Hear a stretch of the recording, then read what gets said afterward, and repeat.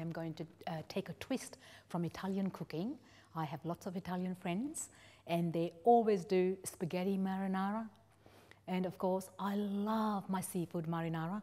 Today, I thought I'll bring you with a slight twist to spaghetti marinara. I shall cook you a green curry marinara. How is that? Shall we get started? Come along.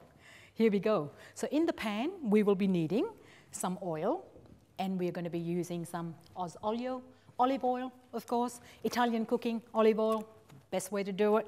Now, with Asian cooking, we are beginning to understand the olive oil and, of course, the good properties that olive oil delivers to the body. You can have about a tablespoonful or as much as or as little as you like. Now to that, I'm going to add some aromatics. The aromatics are going to be simply, even though I'm going to be using a curry paste, but in the meantime, how about if you flavor the oil with some kaffir lime leaves, which is these here. Simply they look like that. I have got some chopped up, and I'm going to throw this into the pan, just like so. Turn my cooker up, and that's sizzling away. Just about 2 pieces of kaffir lime leaf, if you like. To that, some lemongrass, about a teaspoon of chopped lemongrass, even though I have got some lemongrass right behind me over there, looking beautiful and lush. Do you know you can grow lemongrass in your garden? And quite often, we think it is a difficult herb to grow. Turn the heat down to low so that it actually sizzles away nicely. To that, I'm going to add a little bit of chili, which is a green chili. Let's just chop these up. Just a few pieces. The sauce that we are using is this one here, which is a Trident sauce, which is a green curry paste. Before I add that, I'm just going to sizzle some of my prawns in there. Large prawns. To that, there's going to be some seafood going around. And then I'm going to open up some curry paste to add to it. Add that to it. Very simple recipe, actually. Anyone can do this. I'm going to turn the prawns over. And that's going slightly pinkish.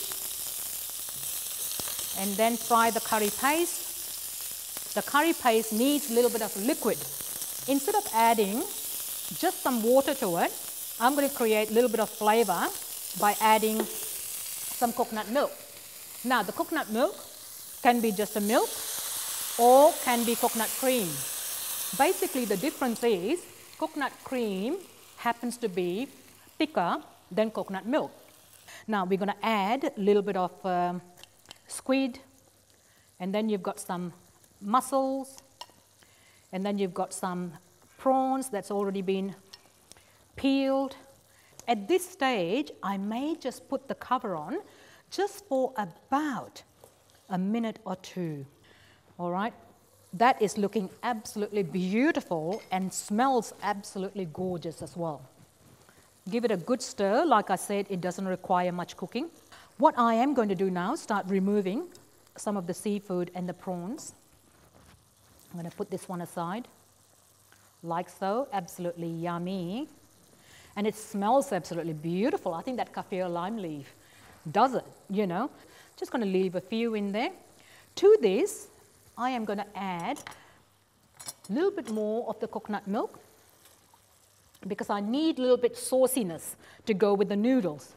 You know, nothing like having noodles that's actually got no flavor or too dried out.